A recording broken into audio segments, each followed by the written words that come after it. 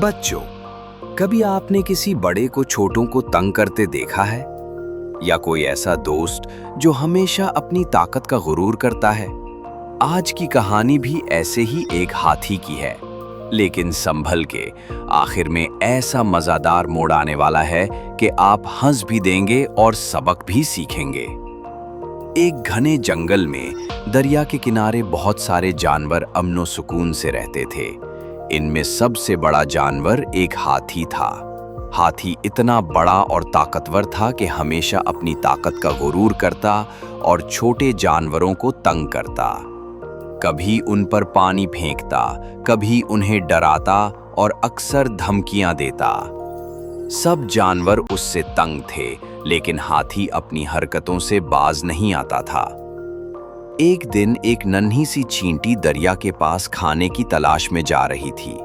ये चींटी अपनी कॉलोनी के लिए हमेशा मेहनत से खुराक जमा करती थी। हाथी दरिया से पानी पी रहा था। उसने चींटी को देखा और मजाक उड़ाने के लिए उस पर जोर से पानी छिड़क दिया। चींटी ने रोती हुई आवाज में कहा, "ये क्या कर रहे हो? ये पानी मेरे लिए तूफान जैसा है, मुझे चोट लग रही है।" हाथी हंसते हुए बोला, "हा, मैं ताकतवर हूँ, जो चाहूँ करूँ। तुम कौन होती हो मुझे रोकने वाली? अगर ज्यादा बोली तो अपने भारी पाँव से कचल डालूंगा।" बेचारी चूंटी खामोशी से चली गई, लेकिन दिल में सोचा, वक्त आने दो, इस गुरूर वाले हाथी को सबक जरूर सिखाऊंगी। कुछ देर बाद जब चूंटी वापस आई तो उसने देखा कि हाथी दरख्त के साए में आराम कर रहा है। ये चूंटी के लिए बेहतरीन मौके था। वो आहिस्ता आहिस्ता हाथी की सूंड के अंदर घुस गई।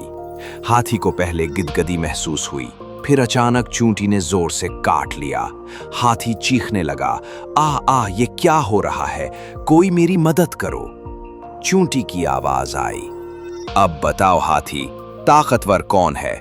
मुझे छोटा समझकर तंग करते थे ना, अब कैसा लग रहा है?" हाथी कांपते हुए बोला, "चूंटी, प्लीज मुझे माफ कर दो। मैं दोबारा कभी किसी को तंग नहीं करूंगा।" चूंटी बोली, "नहीं, पहले तुम सब जानवरों से माफी मांगो जिन्हें तुमने सताया है, वरना काटती रहूंगी।"